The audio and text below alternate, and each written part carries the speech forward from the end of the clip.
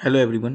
So today we will solve the paper of Junior Engineer Electrical TSSP जो कि आपका हुआ था 19 मार्च 2021 को। तो 2019 का पेपर भी हम सॉल्व कर चुके हैं बहुत पहले। आप प्लेलिस्ट में जाके भी देख सकते हैं और वीडियो सेक्शन में भी जाके देख सकते हैं। तो यहाँ पे हम पार्ट 1 करेंगे क्योंकि पेपर इज लेंदी और आपके डिसिप्लिन वाइज शायद टोटल 8 या 9 डिसिप्लिन है इस पेपर के अंदर। तो हम देखते हैं, स्टार्ट करते हैं अपने पहले क्वेश्चन से। तो यहाँ पे देख सकते हैं पहला क्वेश्चन कह रहा है कि एक एम्पलीफायर है has a voltage gain of 800 and beta is 40 the power gain of amplifier. तो यहाँ पे करंट गेन और वोल्टेज गेन दिया हुआ है और पावर गेन आप जानते हैं दोनों का मल्टीप्लाई हो जाएगा V इंटू आई। तो आंसर आपका क्या रहेगा 32,000। नेक्स्ट क्वेश्चन पे देखते हैं हम, नेक्स्ट क्वेश्चन आपका क्या कह रहा है। तो नेक्स्ट क्वेश्चन यहाँ पे A lead acid battery fitted in a truck develops 14 volt and has an internal resistance of 0.02 ohm. It is used to supply current to the headlights. If the total load is equal to 200 watt, then the voltage drop in internal resistance is। तो सबसे पहले तो देखिए एक lead acid battery जो कि truck में fitted है, 14 वोल्ट उसका दिया है गिवन और इंटरनल रेजिस्टेंस है 0.02 ओम। अगर वो सप्लाई कर रहा है हेडलाइट को और टोटल लोड है 200 वॉट, तो वोल्टेज ड्रॉप पूछा है। सबसे पहले आप करंट निकाल लेना P इक्वल्स टू वी आई करके, क्योंकि टोटल लोड है आपका 200 वॉट। तो वहाँ से आपका करंट जो है वो निकल के आएगा 14.28 और फाइनली आपको फाइंड करना है वोल्टेज ड्रॉप इंटरनल रेजिस्टेंस के अंदर। तो V equals to I R आप अप्लाई कर देंगे, तो वहाँ से 0.02 आपका R दिया है और I निकाल लिया आपने 14.28, मल्टीप्लाई करने पे आएगा आंसर आपका 0.28 वोल्ट। ठीक है,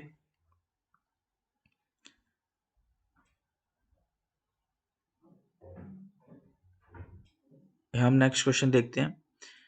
तो नेक्स्ट क्वेश्चन कह रहा है कि the maximum peak to peak voltage of an AM wave is 20 milli volt. ठीक है, और minimum peak to peak voltage है 4 मिली वोल्ट। आपसे पूछा गया है मॉड्यूलेशन फैक्टर।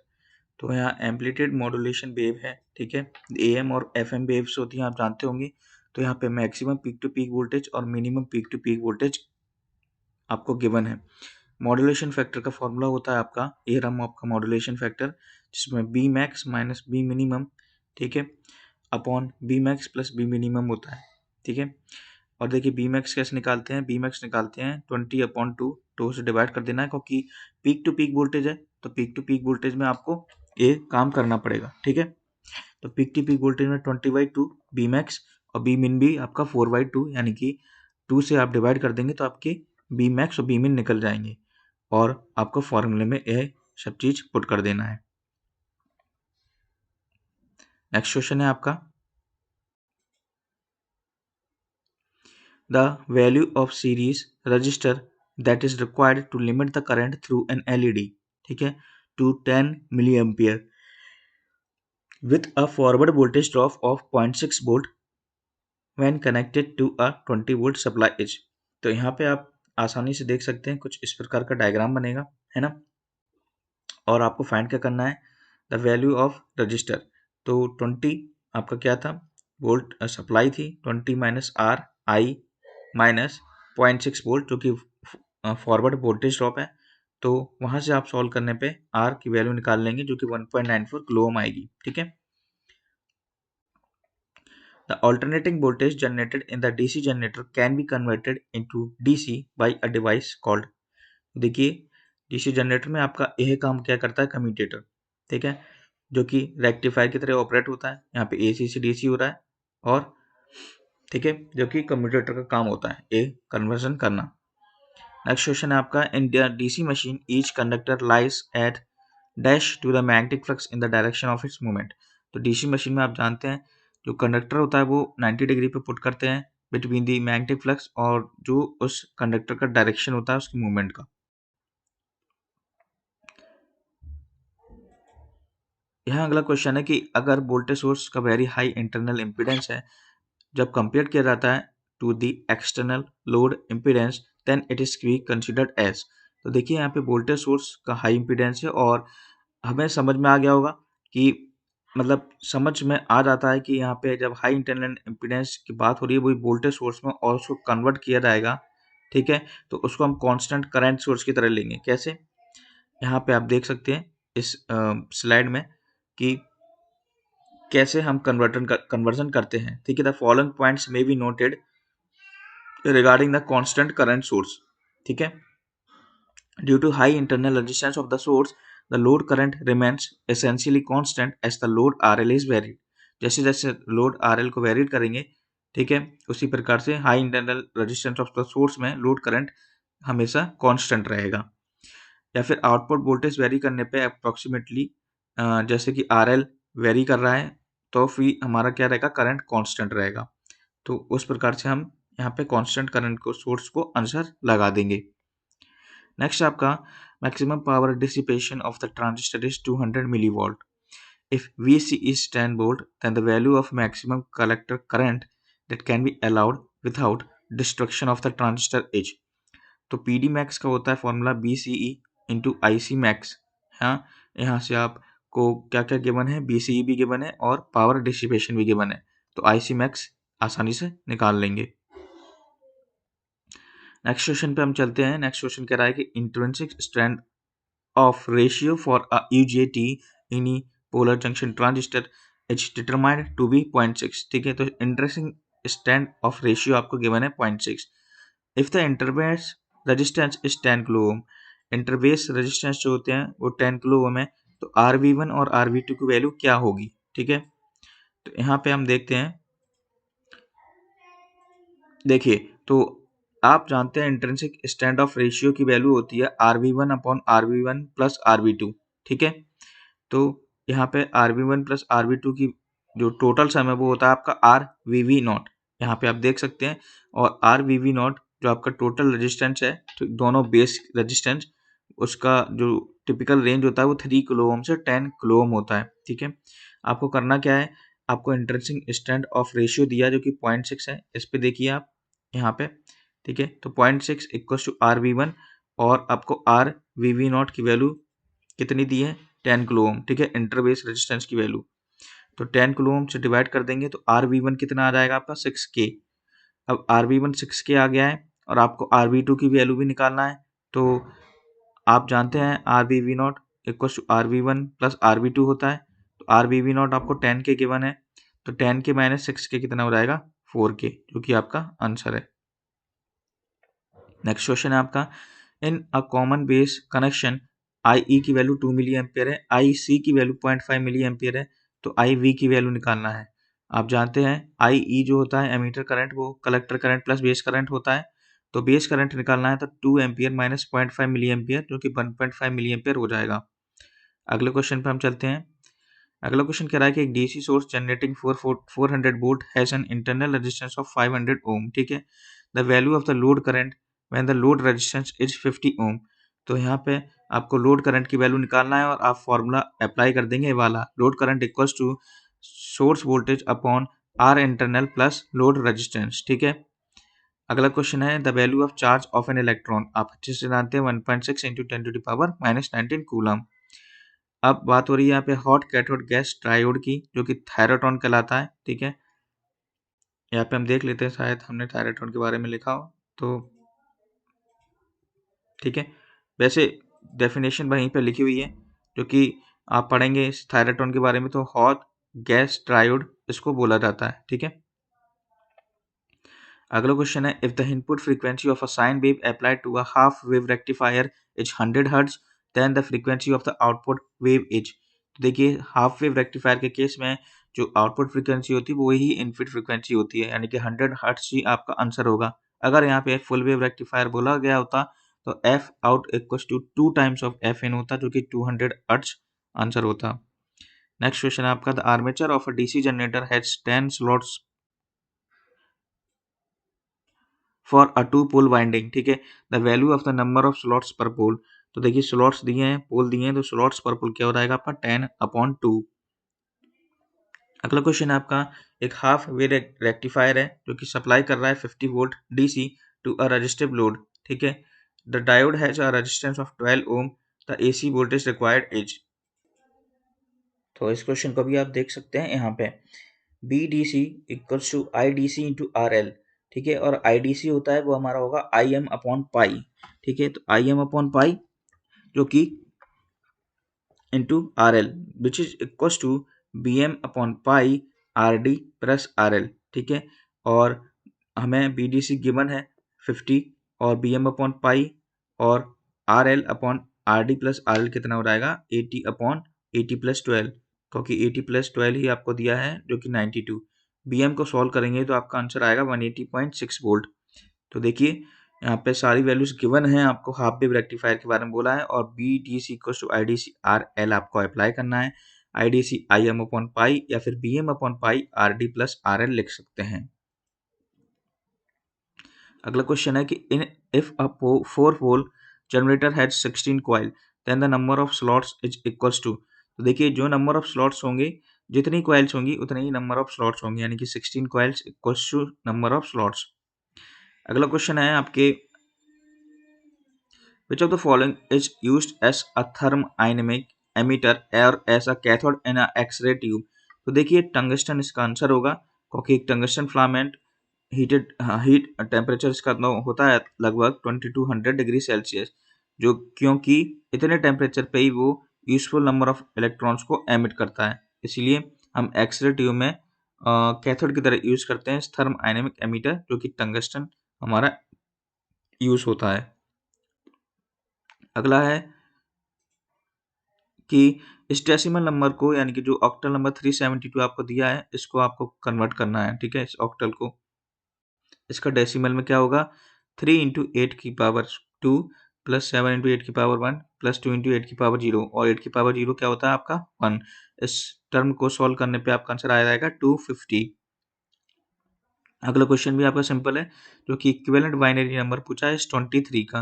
आपको केवल डिवाइड करना है, जो रिमाइंडर आता है उसको लिख दें और डाउन से ऊपर जाने पे आपका क्या होता है आंसर। अब डिसिप्लिन 2 पे हम आ जाते हैं, ठीक है। यहाँ पे बोला गया आपसे the distribution factor for a single phase alternator having 6 slots per pole when all the slots are bound, ठीक है। तो यहाँ पे हम देख लेते हैं इस क्वेश्चन को। तो देखिए n equals to 6 slots per pole for phase आपको गिवन है, ठीक है, दिया है।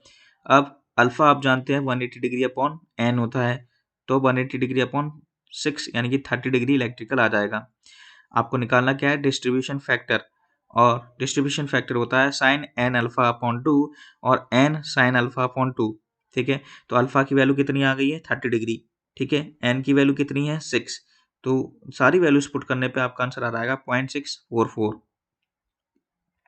अगला क्वेश्चन है आपका आपसे केवल स्पीड ऑफ रोटेशन यानी कि एन एस की वैल्यू पूछी है, जो कि 120 एफ अपॉन पी होती है। बाकी सारी वैल्यूज इसमें गिवन है, एफ आपको गिवन है 50 और पी है आपका 12। अगला क्वेश्चन है एक 4 पोल 50 hertz single phase induction motor है, जो कि रन कर रहा है with a slip of 3.4%। The speed of the motor is, speed of the motor यानी कि एन आर पूछा है, और एन आर होता है N S into 1 minus S, ठीक है। स्लिप आपको 3.4% है, इसको 100 से डिवाइड करने पे 0.034 आ जाएगा। सॉल्व करने पे आपका आंसर आएगा ऑप्शन नंबर 1।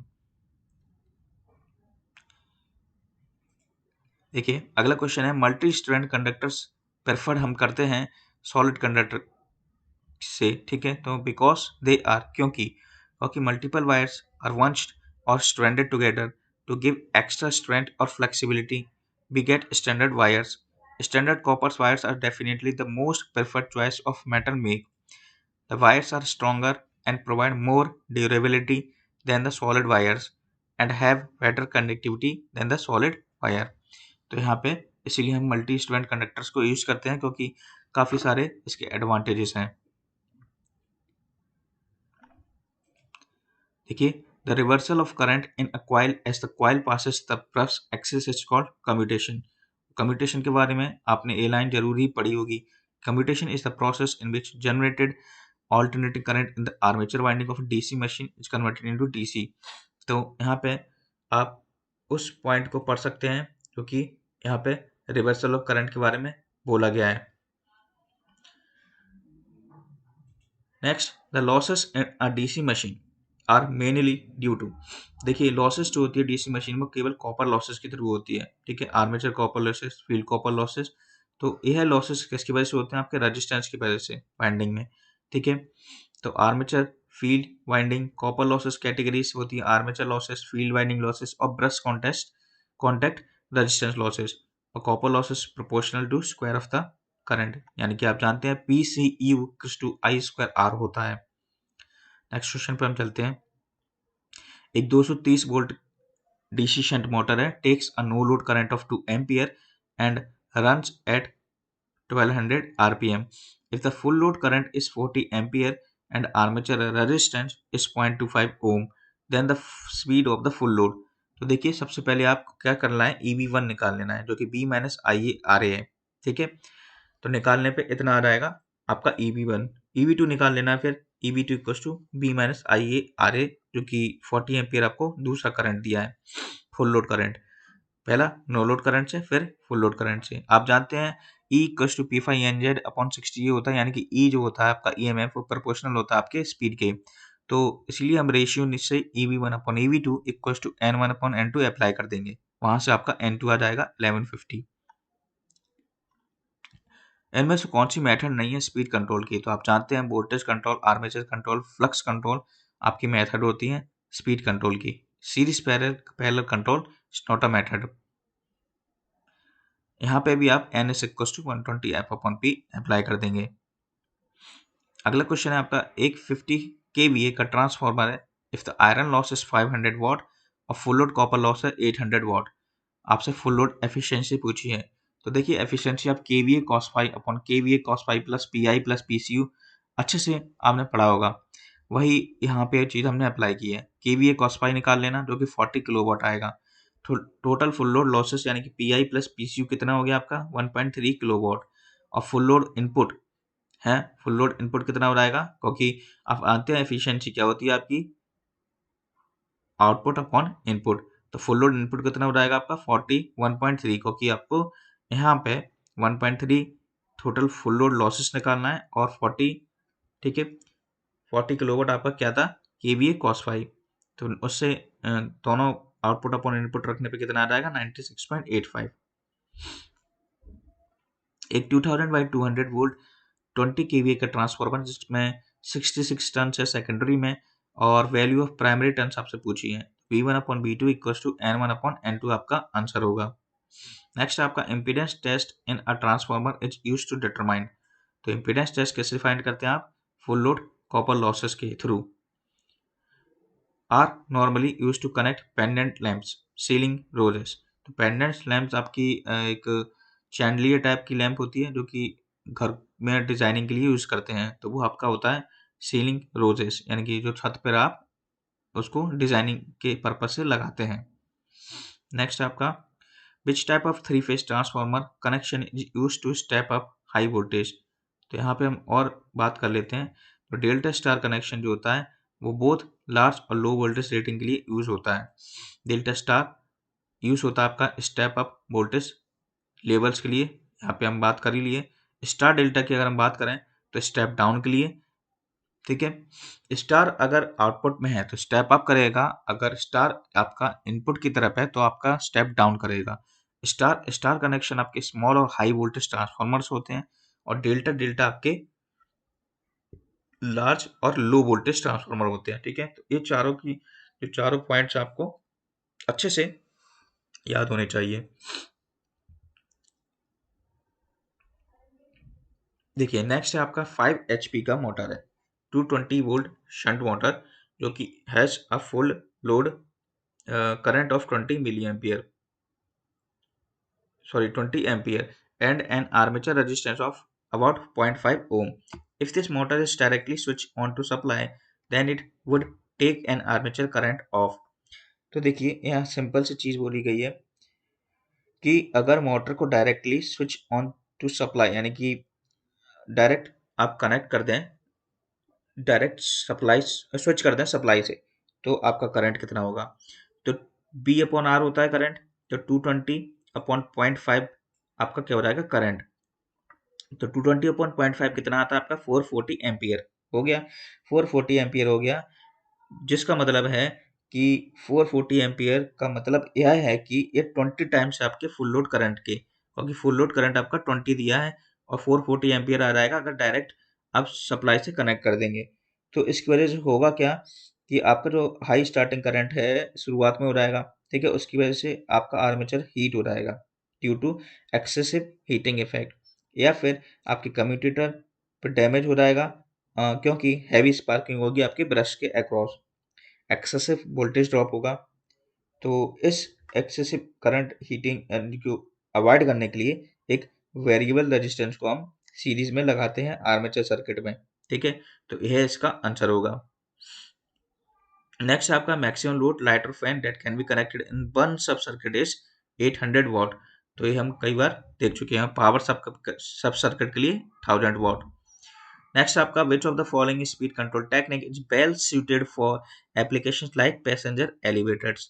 तो ये भी हम एक पूरी डिस्कस कर चुके हैं, जो कि बार्ड लियोनार्ड कंट्रोल मेथड होती है। बार्ड लियोनार्ड कंट्रोल मेथड आपकी best control technique, speed control technique method है, ठीक है, जो कि आपके ट्रैक्शन सिस्टम, एलिवेटर सिस्टम में यूज करते हैं।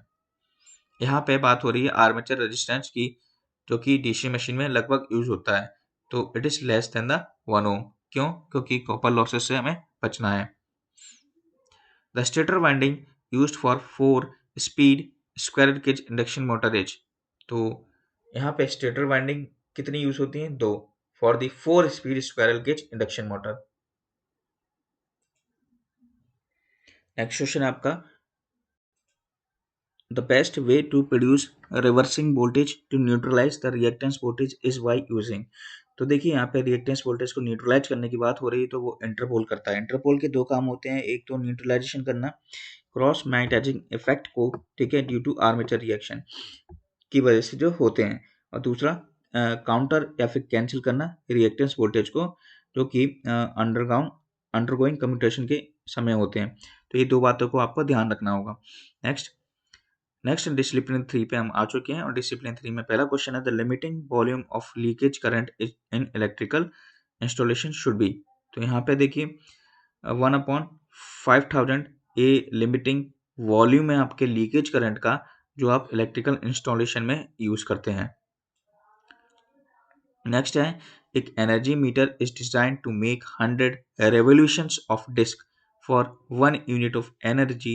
The number of revolutions made by it when connected to a load carrying 40 ampere at 230 volt and 0.4 power factor for an hour। तो देखिए यहाँ पे energy equals to V into I into T आपको apply कर देना है, B into I into T upon N, और N आपका कितना है, ठीक है, 1000 से डिवाइड कर देंगे क्योंकि किलोवाट आवर में चाहिए। तो 3.68 किलोवाट आवर आ जाएगा। तो नंबर ऑफ रेवोल्यूशंस कितने दिए आपको? 100 से उसका मल्टीप्लाई करने पे 368 will be the answer. Steel towers are required to be painted in order to. देखिए पेंट इसीलिए किया जाता है क्योंकि कोरोजन से बचना है। मैग्नेटिक फील्ड स्ट्रेंथ की जो यूनिट होती है वो एम्पियर्स पर मीटर होती है। Tungsten is selected as filament because of its. देखिए टंगस्टन को हम इसीलिए यूज करते हैं, हमने देखा था 2200 डिग्री सेल्सियस इसका क्या था टेम्परेचर, तभी ये क्या करता है अपने इलेक्ट्रॉन्स को फ्लो होने देता है, इसीलिए it have high melting point. Next question आपका, if a volt meter uses 4.5 digit display then its resolution is. तो रिजोल्यूशन का फॉर्मूला आप जानते होंगे, रिजोल्यूशन का फॉर्मूला होता है 1/10 टू दी पावर n, ठीक है। तो यह रिजोल्यूशन का फॉर्मूला है, और यहाँ पे n की वैल्यू है 4। तो 10 टू दी पावर 4 जब आप करेंगे 1 अपॉन, तो 0.001 आपका क्या आएगा आंसर। कब आपके कई बार क्वेश्चन और भी पूछे गए, जैसे कि 3 डिजिट डिस्प्ले, तो उसका आंसर आएगा 0.001। The type of starter recommended for a 20 kilowatt squirrel cage induction motor, SCIM 20 kilowatt की बात कर रहा है, तो ऑटो ट्रांसफार्मर स्टार्टर की हम इसमें यूज करते हैं। विच of the following is not the equipment in sub station. देखिए बस बार्स होती हैं सब स्टेशन में, सर्किट ब्रेकर्स होते हैं, इंसुलेटर्स होते हैं, रजिस्टर्स अलग से नहीं होते हैं। रजिस्टेंस होता है जो कि प्रोवाइड आपके कुछ उसमें इक्विपमेंट्स में होता है इंटरनली। नेक्स्ट है आपका एक 2 मिली एम्पियर मीटर है with an internal resistance of 100 ohm is to be converted to 0 to 150 milli ampere ammeter. The value of shunt resistance, तो R S S equals to R M upon M minus one, formula आप जानते हैं अच्छे से, और आपका जो metre M की वैल्यू होती है वो आई अपॉन आई एम होती है, बस वैल्यूज को पुट करना है, आपका फॉर्म आंसर कितना आएगा 1.3। और ऐसे क्वेश्चन हम कई पेपरों में देख चुके हैं। देखिए नेक्स्ट क्वेश्चन है, to provide service connection to a consumer having a load of 1 kilowatt the size of the copper conductor should be. तो यहाँ पे 1 किलोवाट के लोड पे जो कंडक्टर का साइज होता है वो 10 होता है, यानी कि 10 स्टैंडर्ड वायर गेज हम यूज करते हैं। मास की यूनिट किलोग्राम। नेक्स्ट है, which of the following surge diverters is used for the protection against dangerous voltage. तो देखिए जब डेंजरस वोल्टेज होता है तो कौन सा सर्ज डाइवर्टर जो होता है, यानी कि उसको डाइवर्ट, जो आपका डेंजरस वोल्टेज है उसको डाइवर्ट करने के लिए हम यूज करते हैं थायराइड अरेस्टर। ये क्या करता है, उसको कलेक्ट कर लेता है और ग्राउंडेड कर देता है। नेक्स्ट आपका which of the following is not an AC bridge. तो केल्विन ब्रिज आपका एसी ब्रिज में नहीं आता, ठीक है, बाकी के सारे क्या है एसी ब्रिजेस।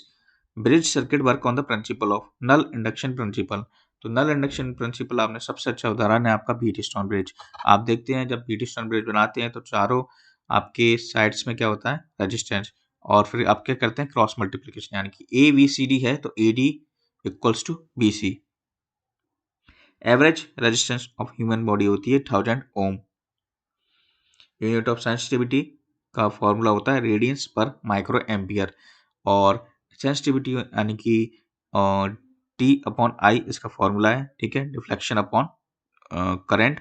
और साथ ही साथ सेंसिटिविटी का एक और फॉर्मूला होता है जो कि 1 अपॉन आई वी से डिनोट करते हैं। आई वी आपका क्या होता है बी अपॉन आर, यानी कि R M upon M B, R N upon B आपका सेंसिटिविटी का फॉर्मूला भी होता है।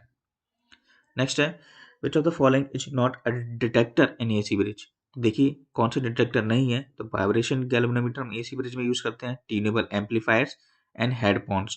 तो आपका जो ऑप्शन नंबर सी है, यानी कि वाइब्रेशन वॉट मीटर्स इसको यूज नहीं करते हैं।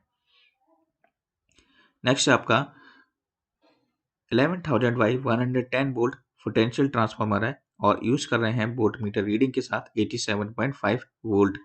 द लाइन वोल्टेज इज, देखिए सिंपल है, B1 upon B2 equals to आपको अप्लाई करना है, ठीक है।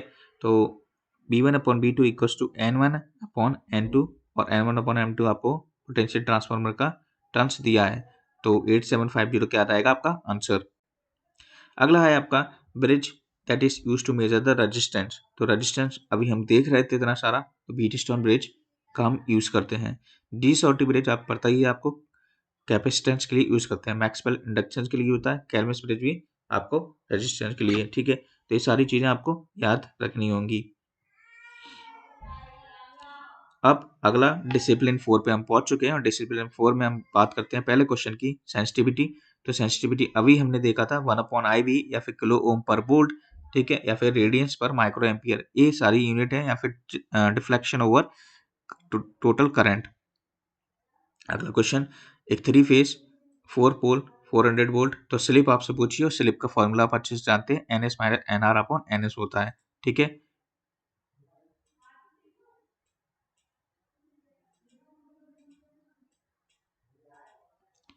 तो ये फॉर्मूला आपको याद रखना होगा, और एन एस पहले निकाल लेना, ठीक है, 120 एफ अपॉन पी से। अब free space in the CGS system, और परमिबिलिटी आपसे पूछी है, फ्री स्पेस यानी कि एयर, तो परमिबिलिटी विल बी 1। नेक्स्ट है आपका the conductors of two wire transmission, जो कि 4 किलोमीटर लॉन्ग है और स्पेस है आपका 45 centimetre between centres. If each conductor has a diameter of 1.5 centimetre then calculate the capacitance. तो यहाँ पे हम देख लेते हैं इस क्वेश्चन को। तो देखिए यहाँ पे कैपेसिटेंस का फॉर्मूला होता है C equals to 0.028 epsilon R upon log D by R to the base E microfarad per kilometre में। डिस्टेंस आपको 45 सेंटीमीटर दी है, ठीक है। रेडियस यानी कि डायमीटर आपको गिवन था, ठीक है, उसको उसकी रेडियस निकाल लेंगे, और डी वाई आर कर देना, एप्सिलॉन आर आपका 1 होता है, और कैपेसिटेंस पे पुट कर देना। इन सारी वैल्यूज को पुट करने पे आपका आंसर आ जाएगा। अगले क्वेश्चन पे हम चलते हैं। यहाँ पे आपको देखिए, एक बैटरी है, एक अननोन ईएमएफ है connected across resistance as shown in the given diagram. Voltage drop across the 8 ohm resistor, यानी कि 8 ओम रजिस्टर जो है यहाँ पे, उसके अक्रॉस 20 वोल्ट आपको पहले से ही वोल्टेज ड्रॉप दिया है, तो करंट वहां से निकल जाएगी। तो current reading in the ammeter, लेकिन आपसे करंट रीडिंग एमीटर की पूछी है, तो इसको हम देखते हैं क्वेश्चन को। देखिए यहाँ पे हम कहाँ है वो क्वेश्चन, एक सेकेंड। ओके, सो यहाँ पे आप देख सकते हैं करंट थ्रू 8 ओम रजिस्टर, मैं इसको ले लेता हूँ, और 8 ओम रजिस्टर के अक्रॉस आपको करंट निकाल लेंगे। मैंने जैसे बताया आपको 20/8 आपका क्या हो जाएगा करंट, जो कि 2.5 एम्पियर है। यहाँ पे आप आंसर देखते जाइए, और वो करंट आपका डिवाइड हो रहा है दो पार्ट में, ठीक है, क्योंकि वो जा रहा है आपका ए, यानी कि इस पॉइंट पे डिवाइड हो रहा है I1 और I2 में, ठीक है। ए रहा आपका आई करंट। अब I2 की वैल्यू आप करंट डिवीजन रूल से आप लगा लेना, तो 0.7 एम्पियर आ जाएगा। आपसे शायद I2 की ही वैल्यू पूछी, क्योंकि I2 ही फ्लो होकर आपका एमीटर में आएगा, ठीक है। आपसे I1 की वैल्यू भी पूछी जा सकती थी, तो वहां पे भी आप करंट डिवीजन रूल लगा सकते थे, ठीक है। और आपसे क्या पूछा जा सकता था वो भी इस क्वेश्चन के अंदर गिवन है। जैसे मान लीजिए रेजिस्टेंस बिटवीन ए एंड सी, या फिर टोटल सर्किट रेजिस्टेंस भी पूछा जा सकता था, या फिर इस ई की वैल्यू भी पूछी जा सकती थी। नेक्स्ट क्वेश्चन पर हम चलते हैं। नेक्स्ट क्वेश्चन है आपका most commonly used method for the measurement of high resistance. तो हाई रेजिस्टेंस मतलब इंसुलेशन रेजिस्टेंस, जो कि 1 मेगा ओम तक की वैल्यू को आपको मेजर कर सकता है, यानी कि मेगर मेथड उसे कहते हैं। अगला क्वेश्चन है आपका, एक पैरेलल प्लेट कैपेसिटर है जिसमें प्लेट्स हैं 0.15 millimetre apart and dielectric with relative permittivity of 3। Find the electric field intensity and the voltage between plates if the surface charge is इतना, ठीक है। तो इस क्वेश्चन को हम देखते हैं। तो यहाँ पे आप देख सकते हैं कि E इक्वस टू, जैसे आप जानते हैं D, यानी कि जो डेंसिटी होती है वो एप्सिलॉन नॉट एप्सिलॉन आर होती है, ठीक है। तो यहाँ पे E जो है आपका इलेक्ट्रिक इंटेंसिटी, उसका फॉर्मूला होता है D upon epsilon naught epsilon R sigma, ठीक है। सिग्मा की वैल्यू है आपकी, यानी कि सरफेस चार्ज 5 इंटू 10⁻⁻⁴, और यहाँ पे माइक्रो कूलम को कूलम पर मीटर स्क्वायर में चेंज कर लिया। अब डी की वैल्यू कितनी है आपकी 5 इंटू 10⁻⁻⁶, जो कि आपने निकाल ली, ठीक है, सिग्मा, और अपॉन एप्सिलॉन नॉट की वैल्यू होती है 8.854, और एप्सिलॉन आपको क्या है, शायद रिलेटिव परमिटिविटी 3 आपको क्वेश्चन के अंदर दिया है। तो 188 वहां से आपका ई इलेक्ट्रिक फील्ड इंटेंसिटी आ जाएगी। लेकिन यहाँ पे आपको निकालना क्या है, इंटेंसिटी के साथ साथ वोल्टेज, ठीक है। वोल्टेज क्या होता है, B equals to E into D X, तो उसको आपको मल्टीप्लाई कर देना है, जो कि 2.82 वोल्ट आ जाएगा, क्योंकि आपको यहाँ पे डिस्टेंस कितनी दी है, 0.15 मिलीमीटर अपार्ट। रेजोनेंस की कंडीशन में torque acting on the moving coil is, तो देखिए रेजोनेंस की कंडीशन जो होती है एक्सएल इक्वस टू एक्स की, और फॉर्मूला यहाँ पे टॉर्क की कंडीशन होती है, क्या हो जाता है, cos 90 क्या हो रहा था आपका 0। तो टॉर्क की वैल्यू क्या रहती है आपकी यहाँ पे 0 वैल्यू, ठीक है। सॉरी। नेक्स्ट क्वेश्चन आपका, which of the following devices can be used to determine the sequence of each of the three phase supply. Okay, यहाँ पे सीक्वेंस मेजर करने के लिए, यानी कि डिटरमाइन करने के लिए आप ऑप्शन से ही बता सकते हैं, it is the face sequence detector indicator. इनमें से कौन सा टाइप का डिजिटल वोल्टमीटर में नहीं है, तो देखिए integrating type, ramp type, continuous balance type digital voltmeter होते हैं, ये सब आपने देखे होंगे। Ramp type, integrating type, potentiometric type, successive approximation type यानी कि SAR टाइप, और कंटिन्यूस बैलेंस टाइप, ठीक है। नेक्स्ट क्वेश्चन, यहाँ पे आपको for the simple ladder network given है, input voltage BI which produces a current of 0.25 ampere in the 3 ohm resistor. यहाँ पे आप देख सकते हैं इस क्वेश्चन, तो यहाँ पे बी आई की वैल्यू आपको फाइंड करना है, ठीक है। तो देखते हैं इस बी आई की वैल्यू। देखिए ये रहा आपका क्वेश्चन ये रहा और ये रहा आपका आंसर। तो यहाँ पे आप इस जो करंट है मेन करंट उसको तोड़ लेना I1 I2 में, हर ब्रांचेस में I minus I1 I minus I2। तो क्लोज लूप में आप अप्लाई करेंगे, ठीक है, लूप को EJHFE। तो यहाँ पे सारा आंसर आपको गिवन है, आसानी से वीडियो को पॉज करके आप इस क्वेश्चन को लगा सकते हैं, पहले खुद लगाना, ठीक है। तो I1 और I2 की वैल्यू यहाँ से निकल जाएगी, फिर क्लोज लूप से CEFDC, ठीक है। तो वहाँ से आप I की वैल्यू निकाल लेंगे, टोटल जो करंट आएगी, ठीक है। तो B equals to I into R, finally आपका पॉइंट होगा जो कि 20 आपका R इक्विवेलेंट निकल के आएगा। तो ये आपको सॉल्व कर लेना है और आंसर आपके सामने है। नेक्स्ट क्वेश्चन पे हम चलते हैं। नेक्स्ट क्वेश्चन है, एक केबल है 300 किलोमीटर लॉन्ग और has a conductor of 0.5 centimetre in diameter with an insulation covering of 0.4 centimeter thickness. The capacitance of the cable if relative permittivity of the insulation is 4.5 H. तो capacitance निकालनी है cable की, ठीक है। तो यहाँ पे आप देख सकते हैं, ठीक है।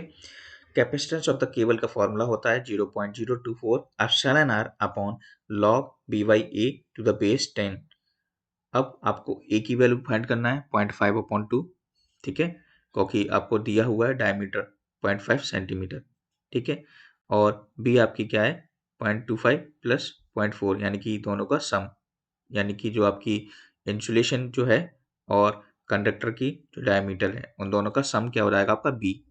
तो b भी आपका निकल जाएगा, तो b बाई a निकल जाएगा और फिर उसका लॉग भी निकल जाएगा। फिर सारी वैल्यूज आप पुट कर देंगे किस फॉर्मूले के अंदर। लेकिन सबसे फाइनली जो 300 किलोमीटर के लिए निकालना है, इसीलिए जो कैपेसिटेंस आएगा उसका 300 किलोमीटर के हिसाब से मल्टीप्लाई कर देना है। तो 78 माइक्रोफेरेड इज द आंसर। अगला क्वेश्चन है आपका, A coil consists of 2000 tons of a copper wire having a cross-sectional area of इतना. The mean length per ton is 80 centimeter and the resistivity of copper is इतना.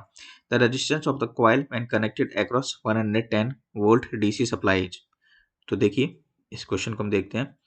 तो यहाँ पे आपको क्या क्या गिवन है, पहले तो वो चीज़ लेंथ ऑफ द कॉइल होता है एन इंटू मीन लेंथ पर टन, तो वहाँ से आप लेंथ ऑफ द कॉइल निकल जाएगी, क्रॉस सेक्शनल ऑफ एरिया निकल जाएगा, रजिस्टिविटी ऑफ कॉपर गिवन है, R equal to rho L upon A आप जानते हैं, तो एल अपॉन ए अप्लाई कर देना है जो कि 40 ओम आपका आंसर हो जाएगा। यूनिट ऑफ कंडक्टिविटी तो ये पता ही होगा आपको, सीमेंस पर मीटर इज द आंसर। देखिए अगला क्वेश्चन है आपका, a current of 80 ampere flows for 1 hour in a resistance across wire which there is a voltage of 2 volt. The value of velocity with which a weight of 1 ton must move in order that its kinetic energy shall be equal to the energy dissipated in the resistance is. तो यहाँ पे आपको find करना है B की value, ठीक है, क्योंकि वेलोसिटी आपको फाइंड करना है। तो एनर्जी डिसिपेटेड आप जानते हैं V into I into T, यानी कि power into time. A weight of 1 ton of mass, a mass of 1 ton कितना होता है 1000 किलोग्राम। काइनेटिक एनर्जी क्या होती है आपकी 1/2 mv²। तो वहां से 1/2 mv² से क्या निकाल लेंगे आप 500 p², यानी कि 1/2 mv², मास कितना आपका 1000, तो जो कि बराबर कितना होगा, एनर्जी कितनी निकाली थी आपने 5,76,000। तो दोनों को सॉल्व करने पे कितना आएगा 1152 मीटर पर सेकेंड। नेक्स्ट क्वेश्चन आपका, a capacitor of 4 microfarad capacitance is charged to a potential difference of 400 volt and then connected in parallel, ठीक है, with an uncharged capacitor of 2 microfarad capacitance. The potential difference across the parallel capacitors. तो देखिए सबसे पहले आप charge निकाल लेना Q यानी कि C into B. Total capacitance कितना हो जाएगा 6 माइक्रोफेरेड, क्योंकि 4 और 2 आपके कैसे पैरेलल में। और पोटेंशियल डिफरेंस क्या आएगा कैपेसिटेंस के across Q upon total capacitance. Q कितना निकाला था आपने 0.0016। देखिए अगला क्वेश्चन है, the value of unknown resistor R in the given figure is if the voltage drop across the resistance 500 ohm resistance is 2.5 volt. तो देखिए इस 500 वोल्ट के अक्रॉस आपको 2.5 वोल्ट पहले से ही दे दिया है, तो वहां से आप करंट निकाल के आसानी से क्वेश्चन को सॉल्व कर सकते हैं। तो करंट निकल जाएगा, ठीक है। फिर तो पॉइंट है लास्ट में वो सी और डी मान लेना, तो वहां के अक्रॉस करंट निकलने के बाद वोल्टेज भी निकल जाएगा। फिर वोल्टेज डिवीजन रूल से आप सॉल्व करने पे टोटल आप रेजिस्टेंस की वैल्यू निकाल लेंगे। अगला है आपका कि windings of potential transformers are insulated using. तो देखिए पोटेंशियल ट्रांसफार्मर में जो वाइंडिंग होती है उसको हम कॉटन टेप और कैम्ब्रिक मटेरियल जो होता है वो इंसुलेशन के लिए यूज करते हैं, ठीक है। तो आंसर आपका कॉटन टेप होगा यहाँ। Errors due to human mistake in reading और in using instrument are called. तो देखिए ह्यूमन मिस्टेक्स की वजह से जो एरर होती है उसे कहलाते हैं ग्रॉस एरर। इंस्ट्रूमेंट की वजह से होती है वो होता है इंस्ट्रूमेंटल एरर। सिस्टम में अगर कोई खराबी है तो सिस्टमेटिक एरर, और रैंडम एरर कोई हल्की सी मिस्टेक हो जाती है, ठीक है, या फिर वेदर चेंज की वजह से जो भी मिस्टेक होती है एनवायरमेंटल, वो that is called random errors. तो देखिए यहाँ 2 ब्रास प्लेट्स हैं जो कि अरेंज्ड है हॉरिजॉन्टली, एक 2 centimetre above the other and lower plate is earthed. The plates are charged to a difference of potential of 6000 volt. एक drop of oil with an electric charge of इतना between the plates so that it neither rises nor fall. आपसे पूछा गया है मास की value. देखिए question is tough है। यहाँ पे क्वेश्चन कुछ इस प्रकार है, देखिए ये आपको आपको गिवन है डायग्राम के हिसाब, क्वेश्चन में डायग्राम आप बना लेना। E equals to B upon D, आप जानते हैं इंटेंसिटी यानी कि electric E equals to B upon D होता है, वहां से आप E की वैल्यू निकाल लेंगे। F equals to Q in T U होता है, तो F निकल जाएगा। वेट ऑफ द ड्रॉप होता है M इंटू जी, ठीक है। और इक्वेटिंग द टू फोर्सेस, जब आप मल्टीप्लाई कर देंगे तो मास के साथ आप उस ग्रेविटी का मल्टीप्लाई कर रहे हैं। ग्रेविटी की वैल्यू कितनी होती है 9.81, और मास कितना है आपका, यानी कि फोर्स जो भी है, ठीक है, फोर्स की वैल्यू क्या होती है m इंटू जी, तो W equal to M into G. तो वहां से आप क्या निकाल लेंगे m, जो कि 4.89 इंटू 10 टू द पावर -15 आएगा, ठीक है। तो पॉज करके अच्छे से इस क्वेश्चन को आप एनालाइज कर सकते हैं आगे के DSSB एग्जाम के लिए। तो देखिए हम डिसिप्लिन 4 तक कर चुके हैं, पार्ट 1 ये हो गया। डिसिप्लिन 5 का हम आगे कल या परसों सॉल्व करेंगे, ठीक है। तो पेपर को लगाइए, ठीक है, एनालाइज कीजिए, पहले खुद लगाइए फिर आंसर को देखना। और जो भी लोग नए हैं वो वीडियो को जरूर सब्सक्राइब करें, क्योंकि सब्सक्राइब आप नहीं करते हैं, ठीक है।